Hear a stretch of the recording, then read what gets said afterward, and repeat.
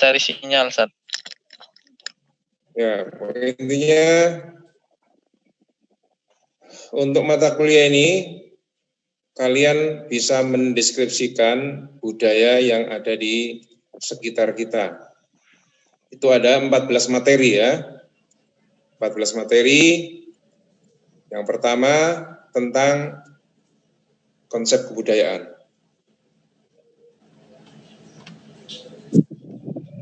Jadi kita akan nanti bicara tentang apa itu kebudayaan. Yang kedua, kita akan bicara tentang bagaimana wujud kebudayaan itu, beserta sistemnya ya, hingga muncul peradaban. Kemudian kita juga akan bahas mengapa kebudayaan itu bisa maju dan bisa terbelakang, mungkin hilang. Yang kemudian kita akan bicara tentang perbedaan signifikan antara budaya dan agama. Dua hal yang berbeda, tapi sering disamakan. Kemudian yang berikutnya, kita bicara tentang persoalan-persoalan budaya. Kita bisa lihat di era pandemi ini, banyak budaya-budaya yang muncul, budaya baru, budaya lama hilang. Ya, seperti sholat, rapat, itu sebagian hilang, sholatnya renggang. Bahkan tidak sedikit masjidnya ditutup, enggak sholat di masjid, sholat di rumah. Itu salah satu di antara budaya yang setengah hilang di masyarakat. Kemudian kita akan bicara tentang ekologi dan lingkungan. Ya, ini penting bicara tentang ekologi itu. Kemudian kita bicara tentang bagaimana dampak modernisasi di desa dan kota. Ada budaya yang hilang, ada budaya yang masih eksis. Kemudian kita juga akan bicara tentang perbedaan budaya. Budaya itu bisa berubah, bisa tetap, dan bagaimana manusia itu merespon terhadap budaya. Ya, ini timelinenya ya. Timelinenya silakan dibaca sendiri ya. Saya nggak akan baca. Kemudian model perkuliahan kita nanti lebih banyak ke seminar ya, ke seminar seperti webinar itu. Jadi kalian yang lebih banyak aktif nanti. Kalian nanti disarankan untuk membuat makalah, membuat tulisan. Untuk pertemuan pertama ini hanya pengenalan. Saya nggak ngasih tugas dulu. Nah, nanti saya menilai berdasarkan pengerjaan tugas, kemudian UTS dan UAS. Karena ini sifatnya levelnya masih pandemi, maka nanti perkuliahan kita termasuk penilaiannya lebih banyak sejauh mana mahasiswa itu bisa aktif dan bisa mempresentasikan apa yang ada di pikirannya itu. Ya, kira-kira itu kira-kira singkat-singkat saja yang saya kasihkan. Kemudian yang mau saya presentasikan ini sebenarnya ada budaya baru ini. Mungkin di slide bisa dilihat ya. Bisa kelihatan ya. Budaya alam. Kelihatan ya. Budaya alam dan peran agama. Enggak kelihatan, Ustaz. Enggak kelihatan. Enggak ada. Enggak ada apa-apa, Ustaz. Enggak kelihatan. Kenapa?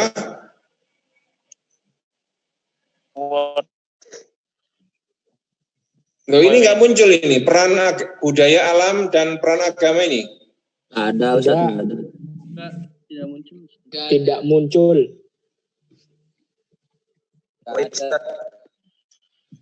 Yang muncul daftar baca.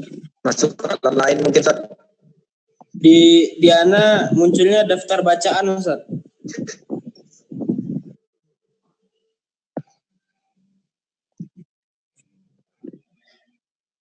Kali ini muncul ya. Muncul mukanya Ustaz. Kosong. Jelas Malah hilang. Ustaz, yang itu. Enggak ada Ustaz, enggak apa-apa. Muncul mukanya kuku. Kuku yang muncul. Muncul mukanya. Perlu diruqyah mungkin Ustaz. Serius.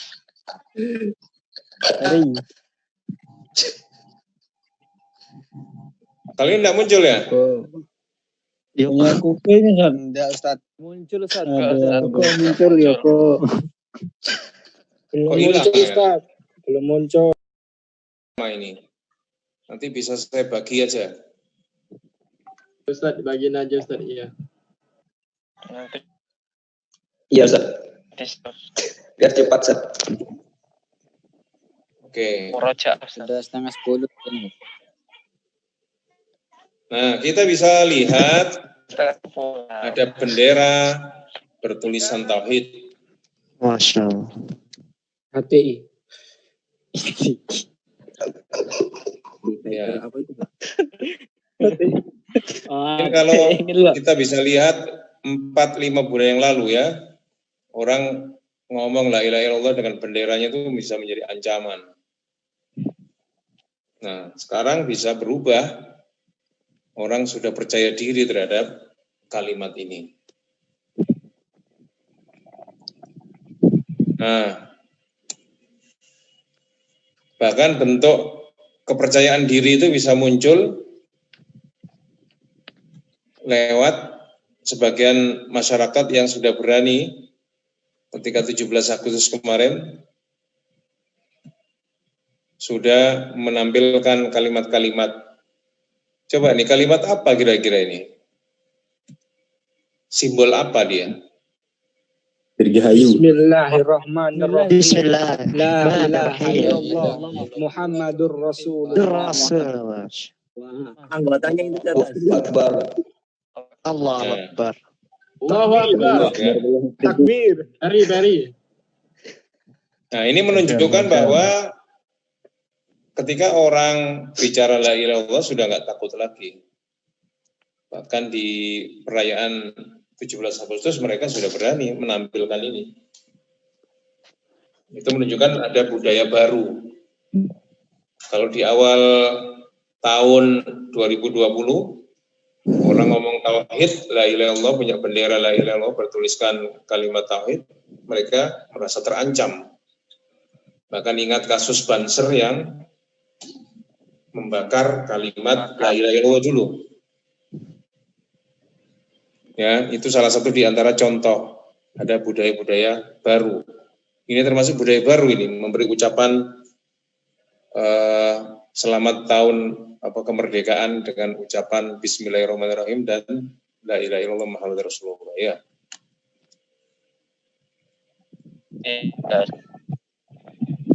Nah, kemudian kita juga melihat ini. Saya ambil salah satu di antara grup WA, saya munculkan tradisi mundur dari pejabat publik gitu ya. Ini mungkin tradisi di Jepang. Kalau Jepang yang kita kenal selama ini tradisi bunuh diri. Namanya harakiri. Kalau mereka gagal, mereka dianggap masyarakat, mereka langsung bunuh diri. Nah, kalau ini masih mundur saja. Sebagaimana Perdana Menteri Jepang. Itu mereka mundur. Sementara di tradisi Indonesia, jangankan mundur ya. Mengakui kesalahan saja, mereka belum berani. Kalau tidak mau.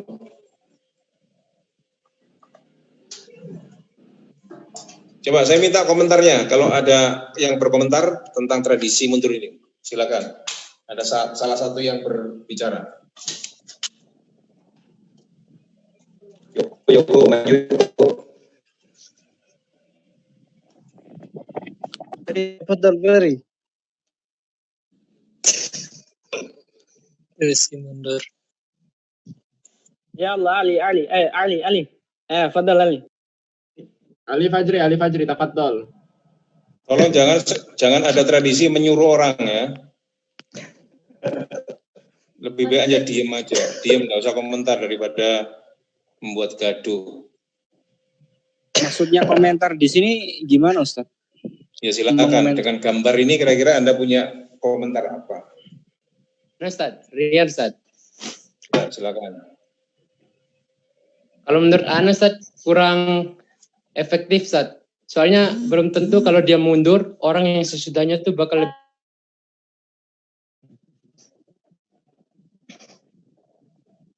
kayak di Indonesia loh Ustaz, kayak orang yang mengajukan diri aja belum benar, apalagi orang yang kalau dia udah mengajukan diri belum benar, habis itu dia mundurin diri, dan belum tentu orang yang bakal gantiin dia juga belum benar, orang yang lebih baik daripada dia. Yang lain?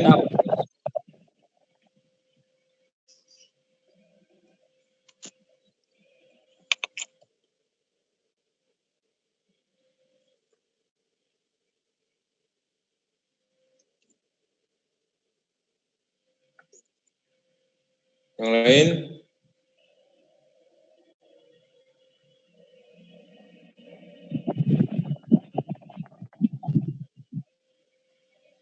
Nah, ini bukan soal baik dan tidak, ini adalah tradisi yang berkembang di masyarakat. Jadi tradisi di Jepang itu memang amanah itu menjadi nomor satu ya. Kalau di Indonesia ini mungkin tradisi lain, bukan soal tepat dan tidak tepat ya. Karena memang ada tradisi kejujuran juga ya, yang ada di pemerintahan saat ini atau di pemerintahan kita umumnya. Kita bisa juga lihat ini tradisi hormat bendera. Bahkan Islam seringkali menjadi sasaran kelompok yang ekstrim karena tidak menghormat bendera. Tidak pernah menyasar ke Hindu, ke Buddha, ke Kristen untuk tradisi hormat bendera itu. Meskipun sekarang banyak sekali kelompok-kelompok Islam yang sudah mau menghormat bendera. Ada yang punya komentar soal hormat bendera? Yang lain mana ini sudah tidur ya? Ana Ustaz. Silakan. Jadi sebenarnya dalam undang-undang dijelaskan bahwa kewajiban untuk hormat itu tidak mutlak, karena dikatakan bahwa tidak hormat pun sudah termasuk menghormati atau menghormati bendera negara kita. Jadi hormat itu bukan tradisi yang mutlak gitu. Bicara soal hormat, bukan soal normanya. Bagaimana pandangan kita tentang hormat bendera?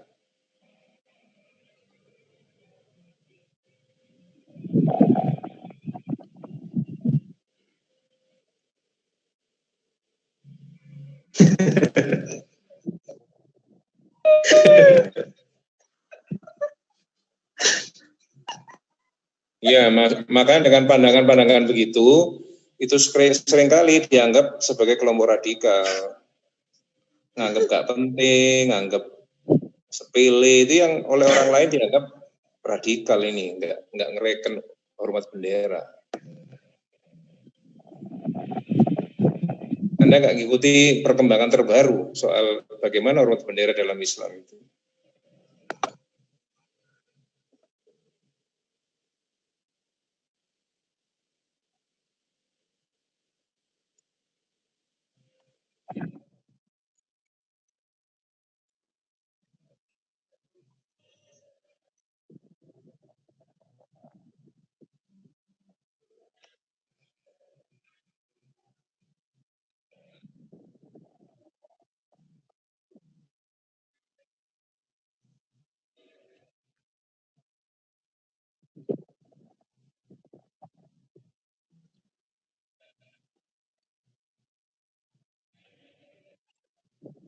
Ya, itu intinya berarti tidak konsisten.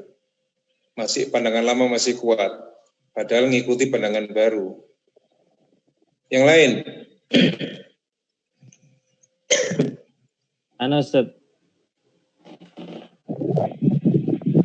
Kalau Ana sendiri terlepas dari boleh atau tidaknya hormat, menurut Ana hormat bendera itu ya bukan harus, tapi setidaknya dia ada apa ya, perhatian lah, karena kan itu bendera kan lambang negara kita ya, yang dikenal dunia gitu. Menurut Ana gitu, Ustaz. Yang lain? Ana Ustaz. Ya, silakan. Kita lihat dari situasinya aja, Ustaz. Misalnya kalau kita hormat bendera, mudaratnya lebih besar, maka kita tinggalkan. Kalau manfaatnya sedikit, kita misalkan kalau mudaratnya besar, kita lakukan. Kalau mudaratnya kecil, maka kalau nggak apa-apa kita nggak melakukan, jadi masalah. Tergantung posisi kita aja di mana. Berarti nggak punya sikap ya, tergantung sikapnya, bergantung situasi ya. Iya, Ustaz. Yang lain? Saya Ustaz.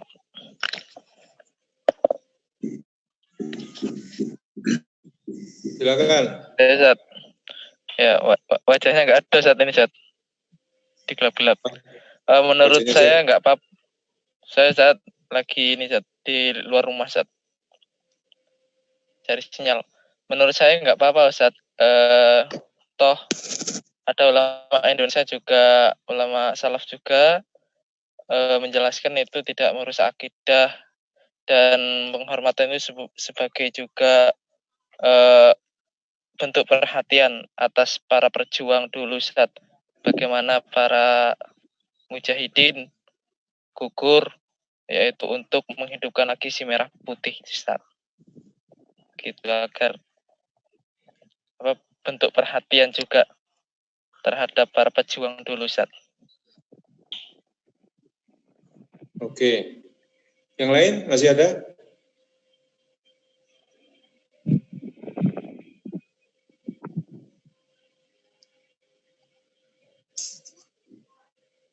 Cukup ya?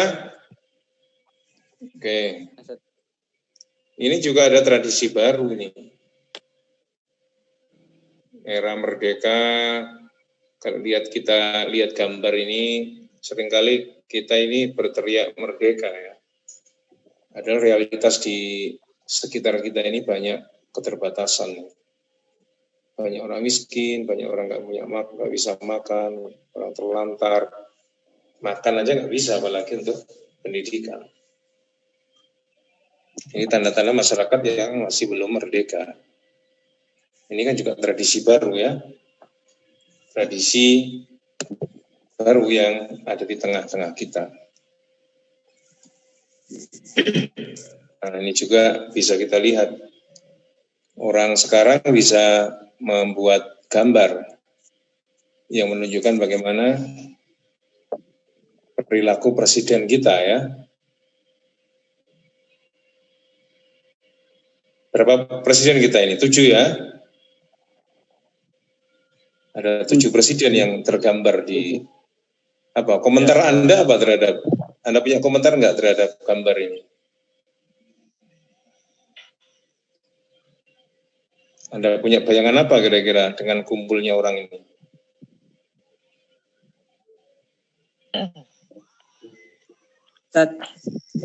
Lebih kasar.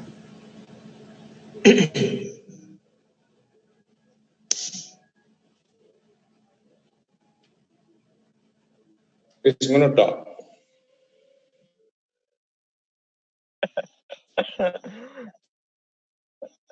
Singkat padat.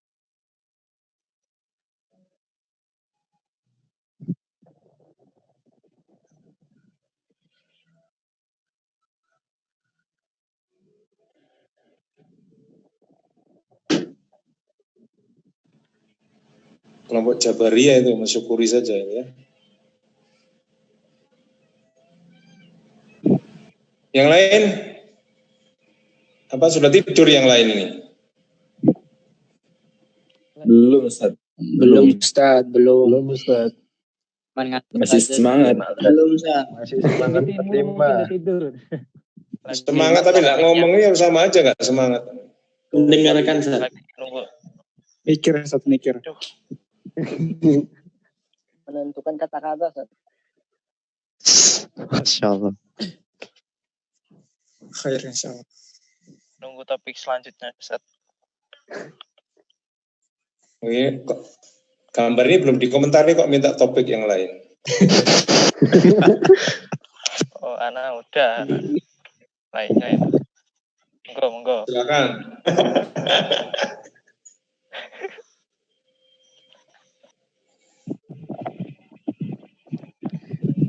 Silakan, kalau nggak ada yang komentar, topiknya nggak pindah ini. Ada, Ustaz. Silakan. Kalau yang Anda lihat dari gambar itu, mereka saling bermusyawarah bagaimana membangun negara Indonesia agar lebih maju dan berkembang.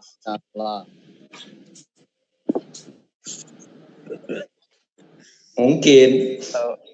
Tahu dari mana? Yang lain? Ustaz, saya Ustaz.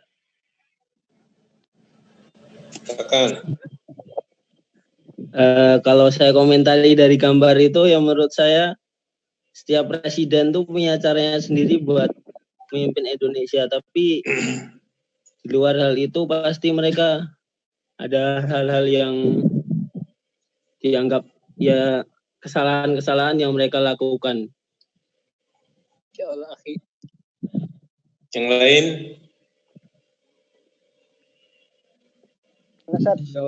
Dan kita nggak Anasat. Ya, silakan. Nggak boleh kritik apa mencela pemimpin kita mendoakan kebaikan untuk mereka saja. Anasat. Ya, langsung. Oh, dari yang Anda lihat dari foto ini, orang-orang ini adalah pemimpin-pemimpin yang pernah mengatur bangsa Indonesia dan memiliki yang berbeda dalam mengambil keputusan, dan mereka keputusan mereka itu dapat melahirkan sebuah prestasi atau sejarah yang baik atau cinta bagi yang buruk, cinta hitam atau cinta hitam yang buruk bagi bangsa Indonesia. Kalau Anda menyampaikan sesuatu, itu jangan sesuatu yang normatif. Apa yang baru kira-kira yang bisa Anda sampaikan? Kalau normatif itu ya lihat pemimpin ya kita doakan, mereka mudah-mudahan baik, itu namanya normatif. Ya sudah selesai, nggak ada diskusi kalau gitu. Kita bicara soal budaya. Itu tentang gagasan-gagasan tentang budaya kan gitu. Kalau mendoakan yang baik, amalan-amalan mereka yang baik, nggak usah ngeritik, nggak usah ini, nggak usah itu namanya normatif namanya. Kira-kira Anda punya gagasan baru nggak terhadap pemikiran mereka? Bagaimana dengan kebijakan-kebijakan mereka? Itu yang saya maksud dengan diskusi ini. Bukan menyelesaikan itu namanya, ya kan? Oke, cukuplah. Kalau yang ini gimana? Anda punya pandangan nggak tentang ini?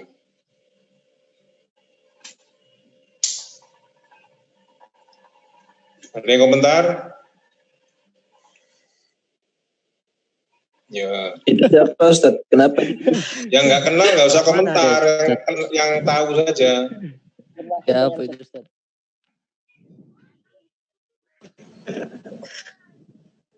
Nggak ada yang tahu ya? Kayak Felix Yosef. Nah, ada kenal Ustaz. 73 orang ini nggak ada yang kenal Harun Masiku ya? Anak kenal Ustaz. Anak kenal Ustaz. PDIP. Nolep. Yang kenal saja, yang komentar aja. Ada yang mau komentar? Yang kenal dan komentar. Jadi Harun Masiku ini salah satu oknum yang menyogok salah satu anggota KPK. Namun ini belum diketahui keberadaannya. Wallahu alam, apakah pemerintah serius dalam menangani kasus Harun Masiku ini atau mungkin sengaja dihilangkan faktanya karena mungkin itu tadi kasus menyuap KPK, kalau tidak salah benar Ustaz ya, menyuap KPK Ustaz ya? KPU ya, mohon maaf. Yang lain punya pandangan?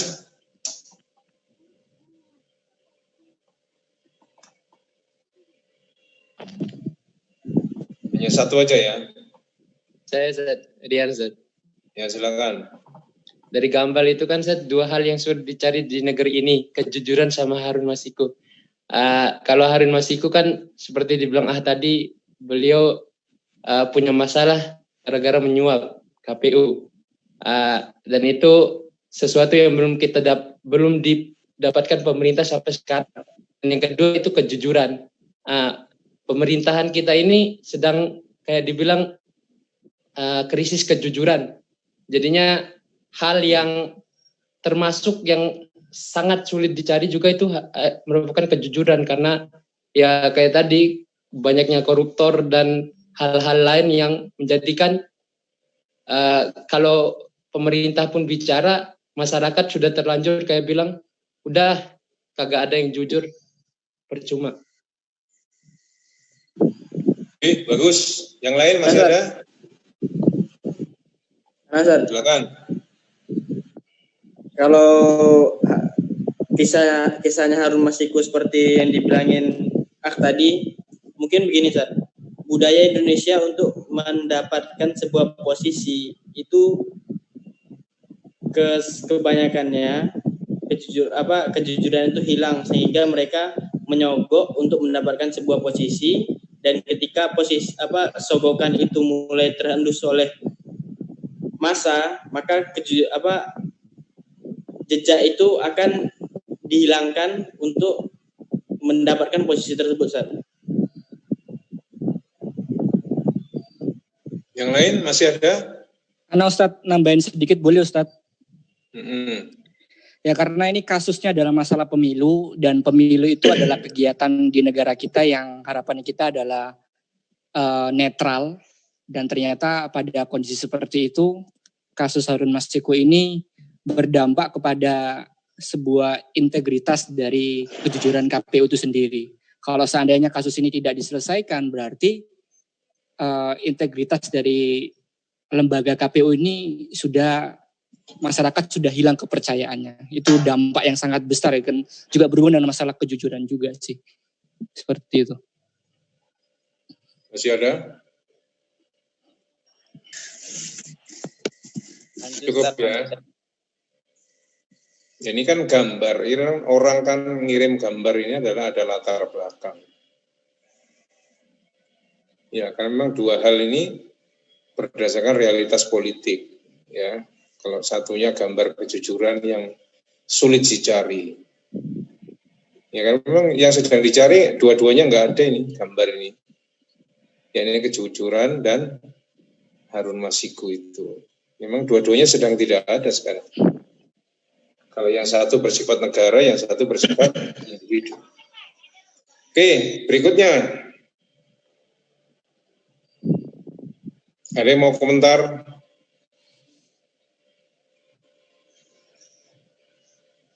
Apa yang hendak dikatakan oleh orang yang memposting gambar ini? Baca dulu, Ustaz. Ustaz. Ya, silakan. Jadi sebenarnya kasus JPU ini kan yang memberikan hukuman kepada Novel Baswedan. Dan sebenarnya ini kasusnya sama kayak Harun Masiku tadi, sebenarnya sebagai saksi atau sebagai eksekutor nih. Dan ternyata di saat-saat masyarakat Indonesia membutuhkan sebuah keadilan karena hukuman yang dilontarkan kepada Novel Baswedan, kepada pelaku dari penyiraman air keras Novel Baswedan itu tidak sesuai, tiba-tiba si PCU ini meninggal ya. Ini ada sebuah pertanyaan sebenarnya gitu kan. Kenapa harus meninggal dan meninggalnya mendadak juga gitu. Jadi kayak seakan-akan dihilangkan gitu loh. Apa pembahasan masalah kasus yang Novel Baswedan ini karena JPU-nya udah meninggal gitu. Wallahu a'lam bishawab. Oke, yang lain ada komentar? Ustaz, biar Ustaz.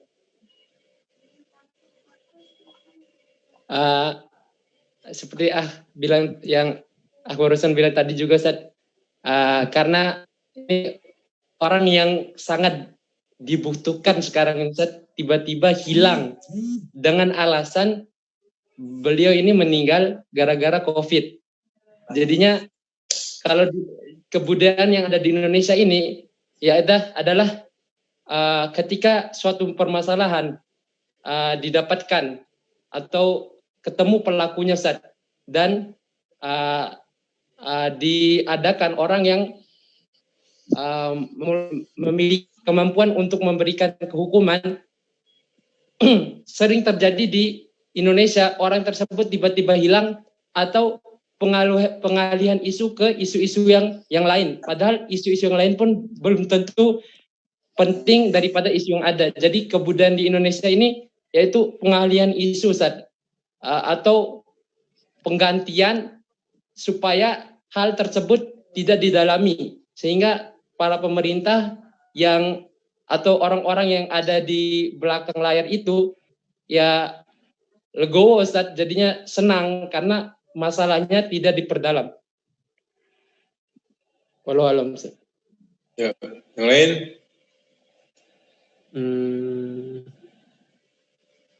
Lanjut Ustaz. Diminta pendapat kok lanjut. Ya lanjutkan pendapatnya, silakan. Ustaz, saya. Ya, silakan. Sepertinya tentang masalah ini entah itu adanya rekayasa pemerintah atau enggak, kayaknya entah media atau Indonesia atau siapapun itu, kita harusnya lebih respect terhadap orangnya gitu loh Ustaz.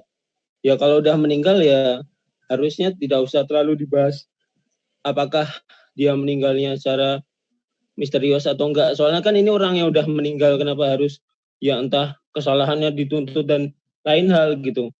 Toh kalau misalnya emang itu ada kesalahan kan itu nggak bisa diperkarakan lagi karena beliau udah meninggal. Harusnya kasus ini ya kalau misalnya emang kasus novel yang ingin diselesaikan ya stop untuk kasus ini, fokus ke yang lainnya. Menurut saya seperti itu Ustaz. Lain? Ya sebenarnya itu justru membuat polemik yang baru lagi sebenarnya, menggambarkan bagaimana proses hukum yang ada di negara kita sih. Harusnya sih memang diusut sampai tuntas, tapi di tengah-tengah perjalanan ada seperti ini malah membuat polemik baru ya, dalam artian ada masalah baru yang akhirnya masyarakat semakin curiga gitu. Dan kalau nanti jangan sampai timbul ketidakpercayaan masyarakat kepada pemerintah yang akhirnya nanti ada hal-hal yang tidak diinginkan. Meskipun di dalam agama kita ya kita diajarkan agar tidak melakukan hal tersebut. Menurut saya seperti itu. Oke. Masih ada? Jadi silakan komentari pernyataan orang yang memposting ini gitu aja. Apa suara hati dari mereka yang memposting itu apa? Nah, kan itu kan bicara soal konteks. Konteksnya konteks Novel Baswedan yang dituntut hanya setahun ya. Ya kalau kita lihat dari postingan ini Ustadz, ya pastinya si yang posting ini menyampaikan pesan bahwa ya setiap apa yang kita lakukan pasti akan dipertanggungjawabkan itu loh. Kalau nggak di dunia ya di akhirat. Terus beliau berdoa semoga husnul khotimah.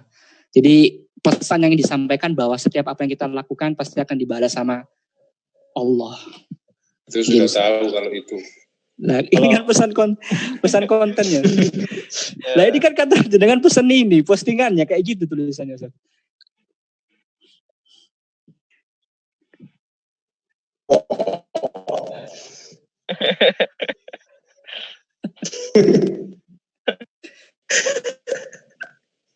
Nah, iya kan? Yang lain? Kalau penulis satunya gimana? Saya Ustaz.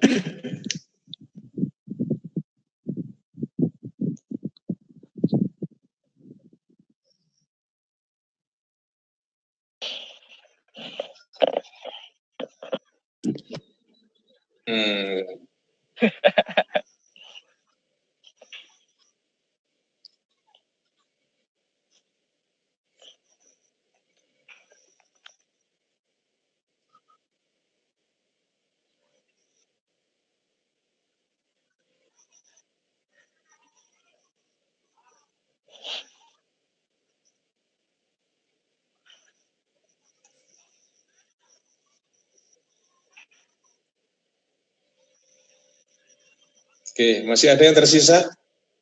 Saya Ustaz.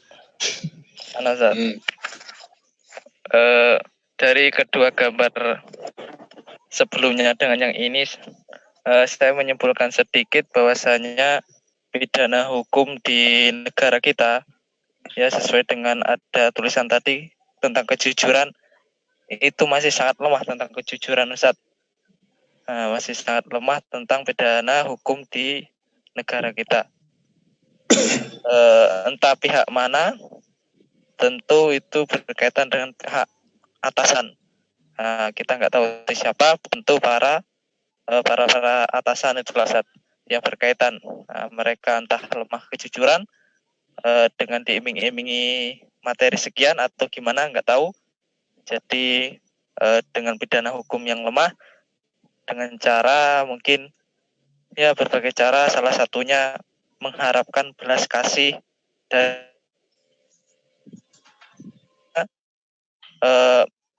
bisa dikatakan penipuan belakang kayak ini,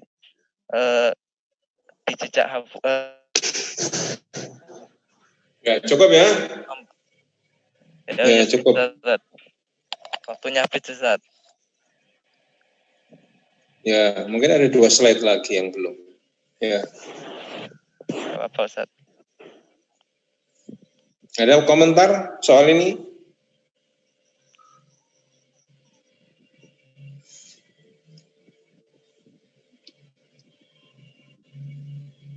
Oh iya Ustadz, ini sedang rame nih, Ustadz. Nggak tahu ada sesuatu di balik kemerdekaan di 75 ini, kayaknya ada sesuatu pesan yang disampaikan, ada desain yang menggambarkan bahwa di balik itu ada misi terselubung. Apa misinya apa? Misi terselubungnya apa? Ya sesuai dengan desain itu, Ustadz. Pengalihan isu. Ya opo. Misionaris. Jangan pakai bahasa simbol ya, bahasa verbalmu apa? Ya itu kan repot itu nerjemahkannya itu. Yang lain? Saya pikir itu simbol itu hanya bagaimana seseorang melihatnya sebagai apa. Itu tergantung individual orang gimana ngelihatnya. Kalau orang ngelihatnya salib ya mikirnya salib. Kalau orang lihatnya beda ya beda saat gitu. Itu hanya pola pikir individual. Enggak salib betulan, enggak apa gitu. Ngerti nggak sih? Sama seperti orang melihat ya nggak jilbaban itu ya. Orang nggak jilbaban itu kan dianggap sopan, nggak apa-apa kok, karena nggak jilbaban itu ya tradisi yang boleh-boleh saja. Yang satu melihat nggak jilbaban nggak boleh, itu bukan bagian dari atau orang yang tidak sopan terhadap orang lain. Sama seperti melihat simbol ini. Ya tergantung cara melihatnya, ini melihat salib apa enggak. Nah tinggal kecerdian kita adalah bagaimana kita melihat di balik simbol ini apa sebenarnya maknanya. Itu sebenarnya yang mau kita diskusikan. Ada komentar? Mana Ustaz? Ya.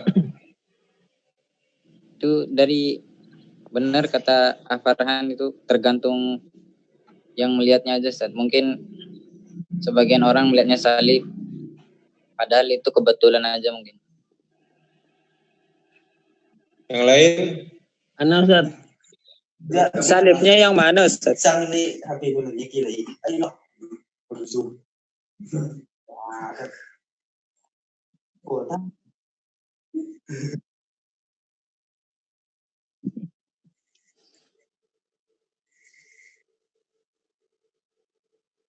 Inspirasi.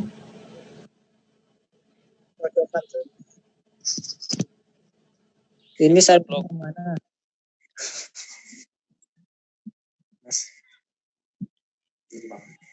Inspirasi. Yang buat logo Nasrani, Ustaz. Yang buat logo Nasrani mungkin, Ustaz. Ya, silakan.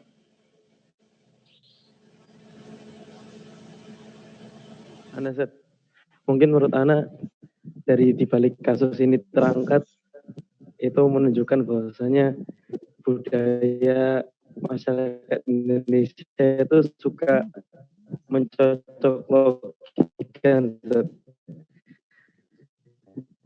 Banyak yang memiliki ilmu cocok logis sehingga ketika melihat sesuatu yang tidak maka atau yang dia tidak sukai maka meresahkan atau membuat masyarakat lainnya itu ikut terpicu.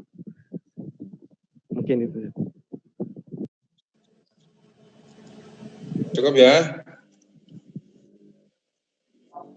Terakhir ini.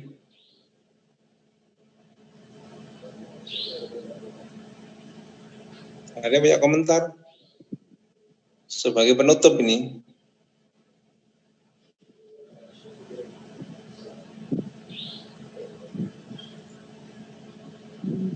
Ada Ustaz.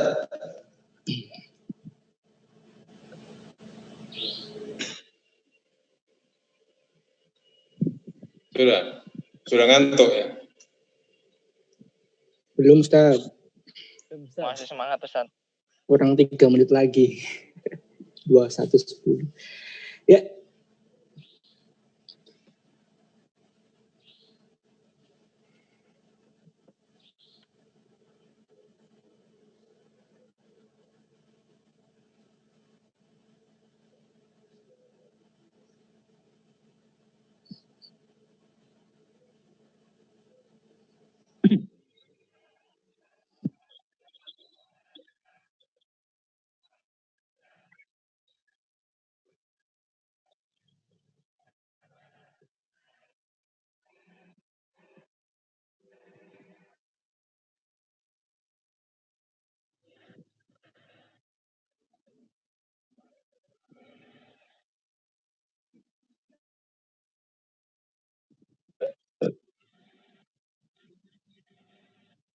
Jadi sekarang nggak ada tekanan politik ya umat Islam ya.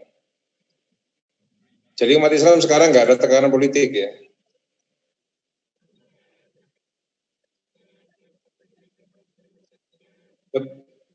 Lebih bahaya mana itu? Tekanan fisik sama pikiran.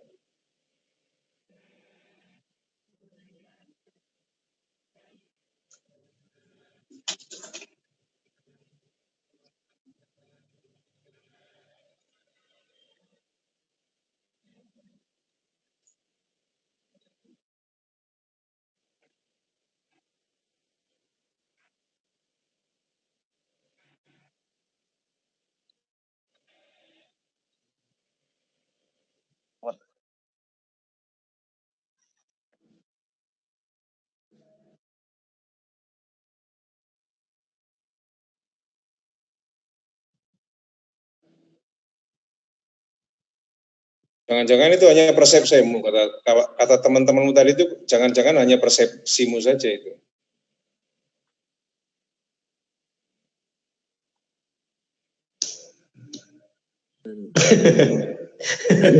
Nah, cara berpikir teman-temanmu kan gitu sebagian tadi. Itu kan penafsiranmu. Yang lain? Itu kok ada coret-coret. Kalau Ana melihat dahulu itu elit politik itu beridentitas Islam yang benar-benar Islam. Tapi sekarang politik itu Islam hanya sebagai politik identitas saja. Atau yang dibutuhkan di awal-awal pemilu, nanti ketika sudah naik, ya kembali Islamnya terpojokkan kembali. Padahal kita mayoritas. Yang lain?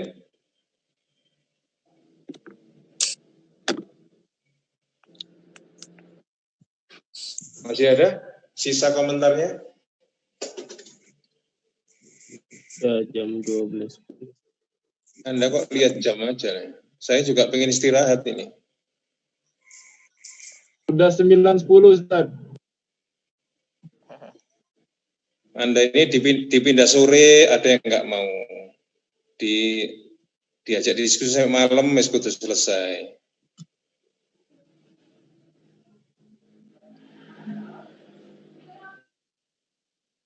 Lanjut ya. Lanjut. Sini.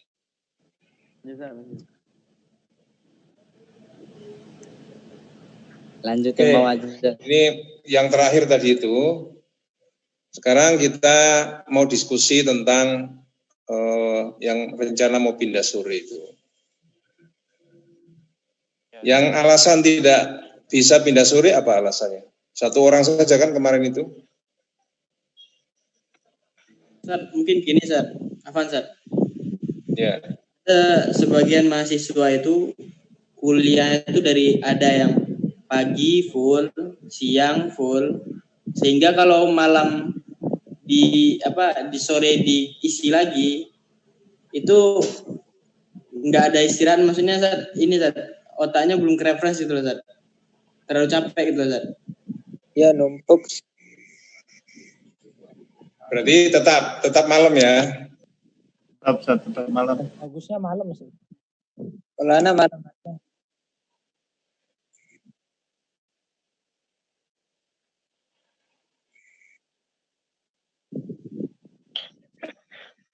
Ya wassalam. Innalillahi. Nggak ngantuk ya tidur. Jadi tetap malam aja ya. Iya, terbanyak. Bagus. Sore nggak apa-apa Ustaz. Yuk, jangan terpaksa. Gimana? Sesuai jadwal lebih aksan Ustaz. Sesuai jadwal. Sesuai jadwal.